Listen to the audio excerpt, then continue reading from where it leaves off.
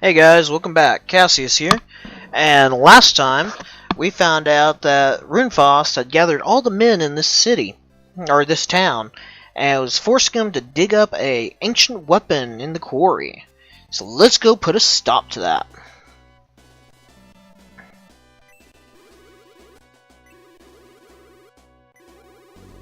Oh, so we're too late.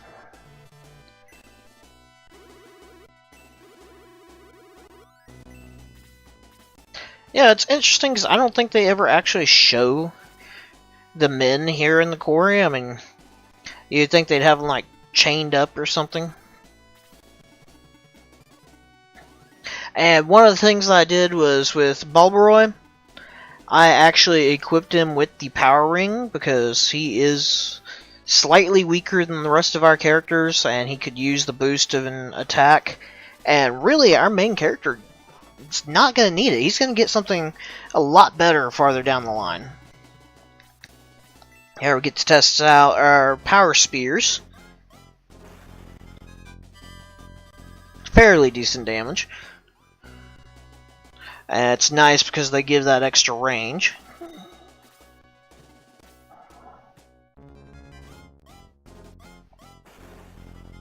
Yeah, unfortunately with Ken, his health is really just for show. He gets a lot of health, but he doesn't have very much defense.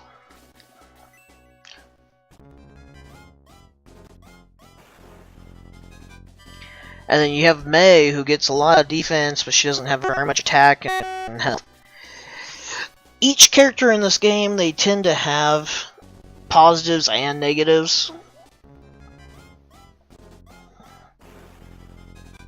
Like, I believe Ken actually has more attack power than May does. And he is already in some serious need for healing.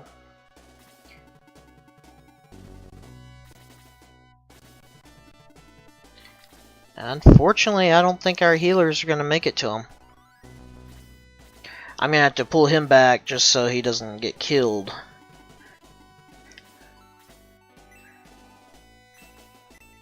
And of course, we're still trying to level up Henri. She's a little behind on levels. Speaking of which, there's a nice level up with plenty of magic points increase. It's a bit more important that she has good increases in magic than, at least MP, than Teo. Because really, Teo's final spells, they hardly use any MP, and she gets so much of it. Well, Henri has a bit more limited as far as a supply to draw from in her MP, and her spells actually cost a good little bit more. I was hoping he'd be able to take that skeleton out right there.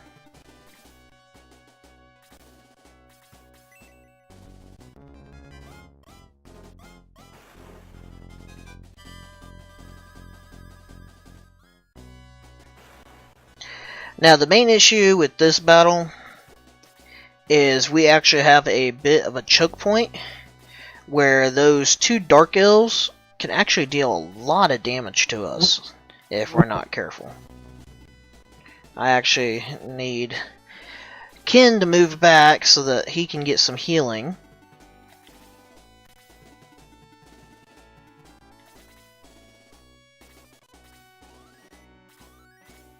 But yeah, the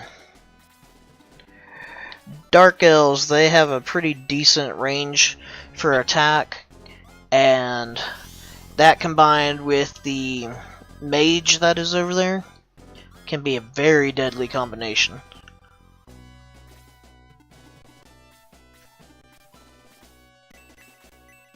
Might as well go ahead and top Ken off for the extra experience.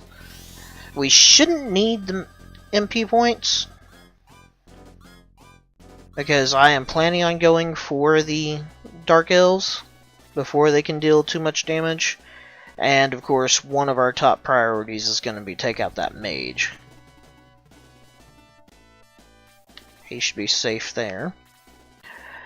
Now, Balbaroy is one of our first flying characters.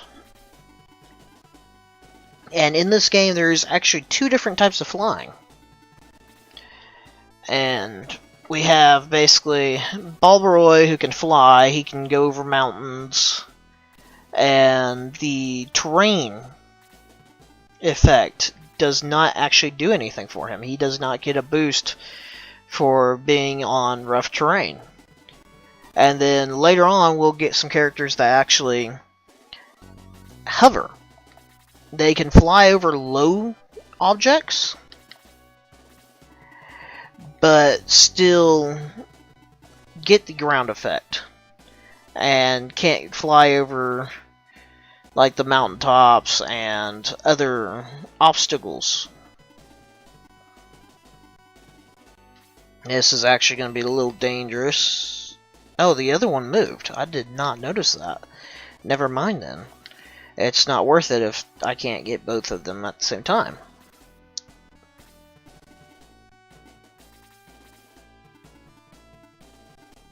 That is actually the problem with this battle. See if Balbaroy can at least take out the Dark Mage. If not, he's going to get seriously hurt. There we go. Nice double hit by Balbaroy. He still could get hurt because of that Dark Elf there, but that really curves the chances of more than one party member getting attacked at once.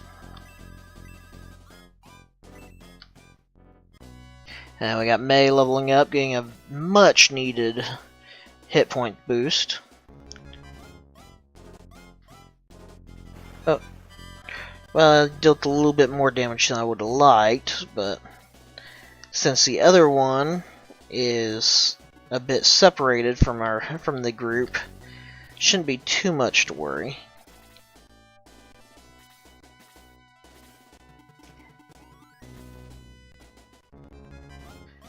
Well, let's see how well Balbaroy... That was a nice evasion by Balbaroy. I'll be honest, usually in this battle, I tend to be a little lazy, and I'll actually take my flying character, Balbaroy, and attack that Master Mage right there, which when she dies, that's the end of the battle.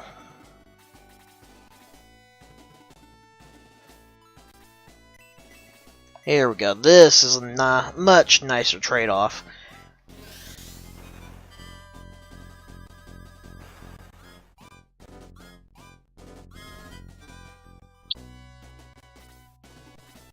Yeah, in this game, mages just kind of wreck everything.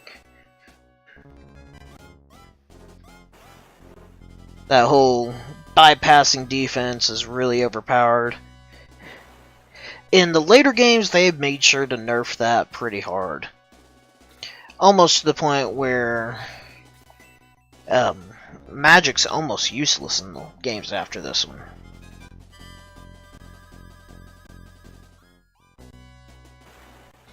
So you can deliver a very nice attack to that Dark Elf, wiped him out.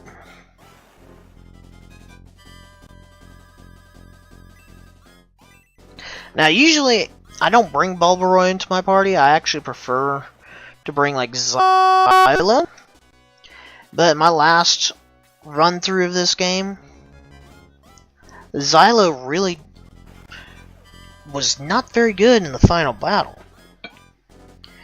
He was only dealing a couple points of damage to the final boss, and just basically took up space. Even if Balbaroy doesn't do very much better than Xylo did, he at least can occupy a space that would usually be empty. Just because he'll be able to fly. And there is, usually with bosses, they tend to like to be with their backs up against a wall. So there's always that one space where you can't fit a character, unless it's a flying character, in the 4-point formation around the boss. And yeah, here we go. Teo's gonna wreak some major damage on these guys. She might not be able to take them out, but just the fact that she can strike multiple enemies. And of course, she's our first one that gets to level 10.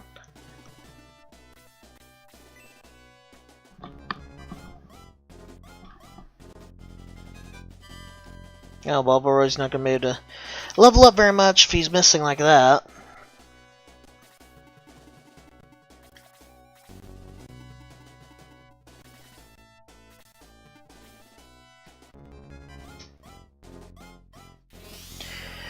And yes, the Dark Priests do have a tendency to want to heal themselves.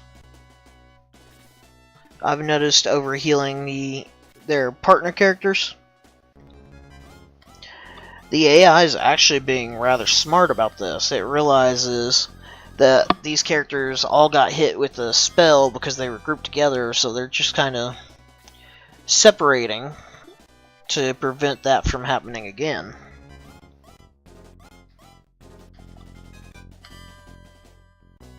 I actually wanted Max to be able to finish that skeleton off.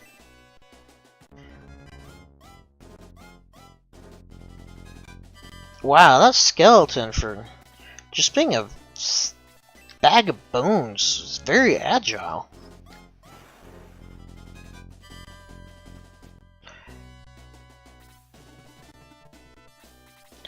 Now, for the most part, the characters, aside from like the mages, I am probably only going to have, about one of each type in my final party.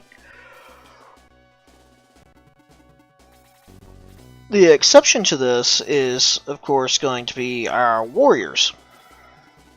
Now, the reason why I say this is basically with our knights, there is only one ultimate weapon for the entire knight class, but we actually get 2 of the ultimate weapons for the warrior.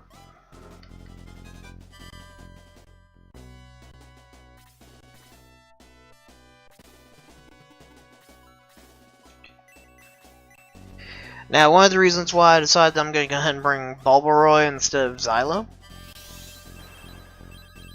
is Xylo is another character kind of like how Gong was. He doesn't carry a weapon.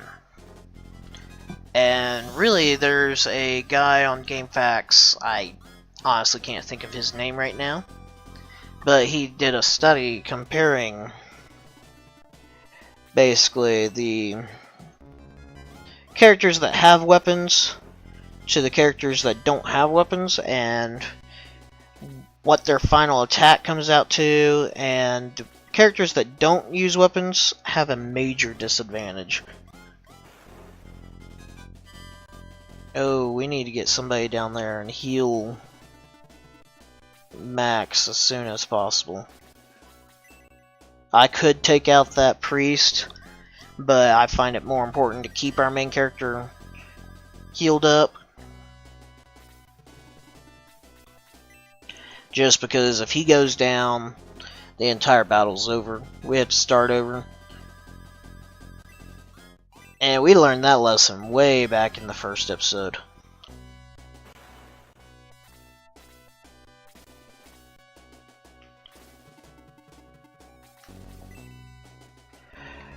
But this is basically a straightforward battle. Just go through, wipe out the enemy. Unfortunately, they have already managed to collect the weapon and get it away from the premises. You'd think with how quickly we arrived on the scene, we would possibly be able to stop them. I know this is putting the main character in a lot of danger with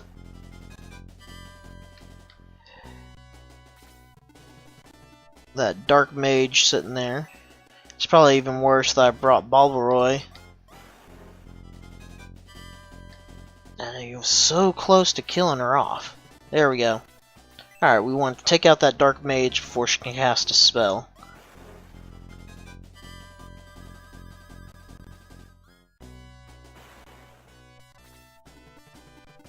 Yeah, I would say in this game, one of the #1 priorities has to be spellcasters, just because they deal so much damage.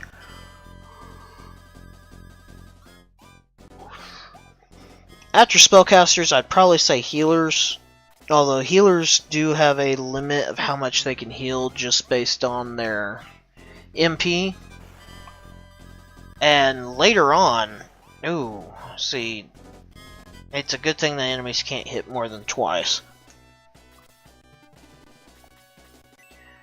Later on, it'll actually get to the point where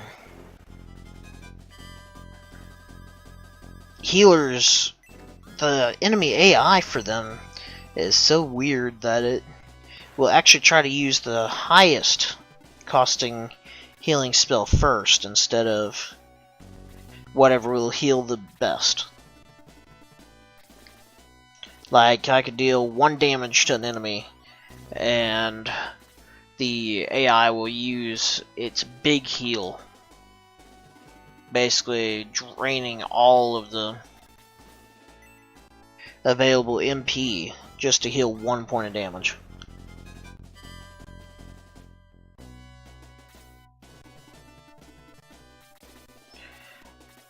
I might be rushing just a little bit with Balvaroy. He's probably going to get killed where he is. I need the main character to get healed up.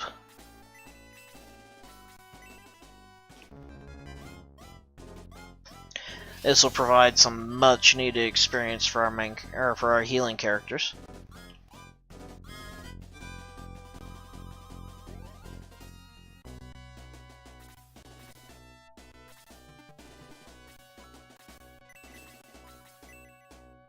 I'm pretty sure Balvaroy's gonna be the next one to need it if he survives the next round.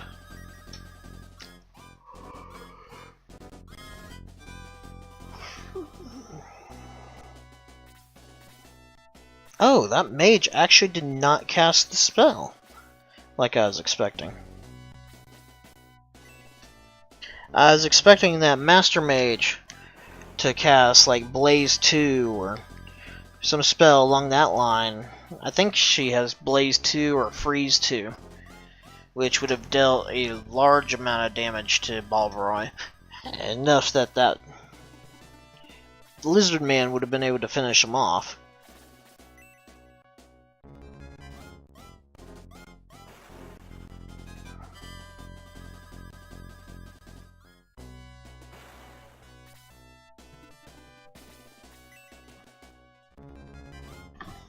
Now, if we can get... There we go. I was going to say, if we can get the skeleton down to less than 10 hit points, Teo could come along. Oh, I forgot about the healer. That's the annoying thing about healers, is... Yeah, the enemy gets them too, and they can... reverse damage done to characters. But, like I was saying, if I can get this skeleton... That was a very nice hit. Down to below 10 hit points. Then when it's Teo's turn, she should be able to finish it off.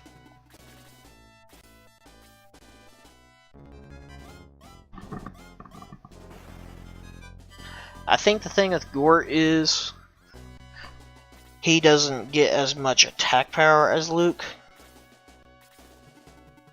but he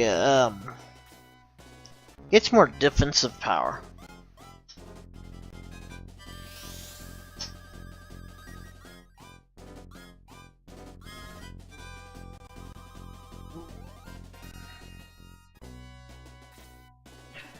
Well, she can't quite get close enough.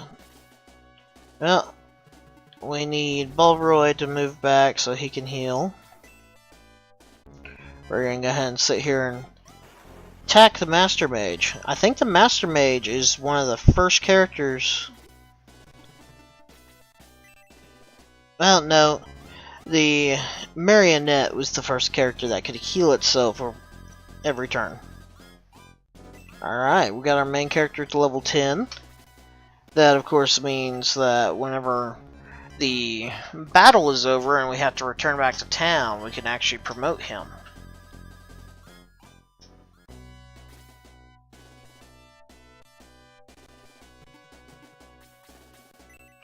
Alright, let's go ahead and try to finish this goblin, or this skeleton off, which they've kind of failed at.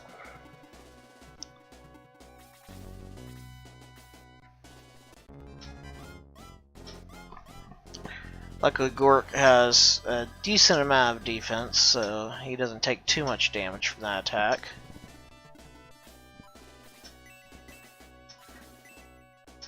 Want to heal Bulbaroy.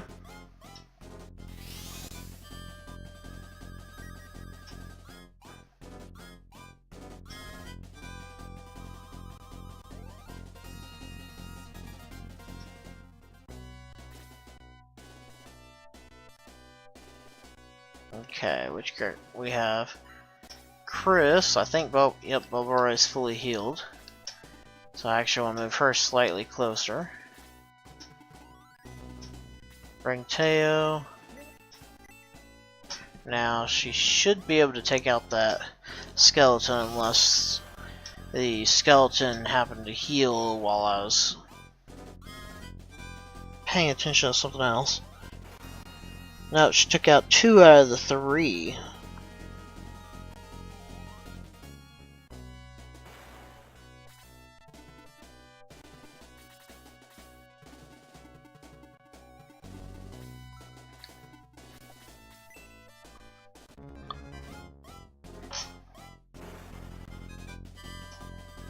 Alright, one more hit should do it.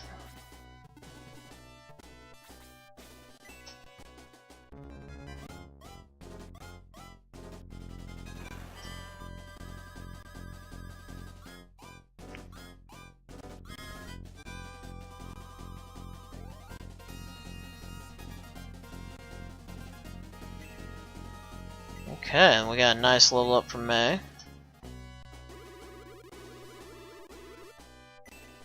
And of course the enemy has to gloat about their win. Now, in this chest, we discovered the Moonstone. But that is not the only thing that we can find here. I'm going to go ahead and give that to May. If we come over here and we search this corner, we find the Sugoi Mitsugui. I shouldn't have even tried to pronounce that, but it is I believe the English version is like Teeny Bikini or something like that.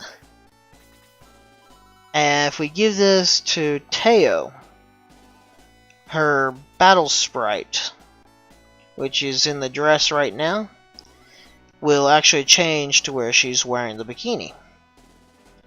So anyway, what's with this Moonstone and why were we sent to retrieve it, and what's so dangerous about the laser eye? Find out next time on Let's Play Shining Force. Thank you, have a nice day. Peace out.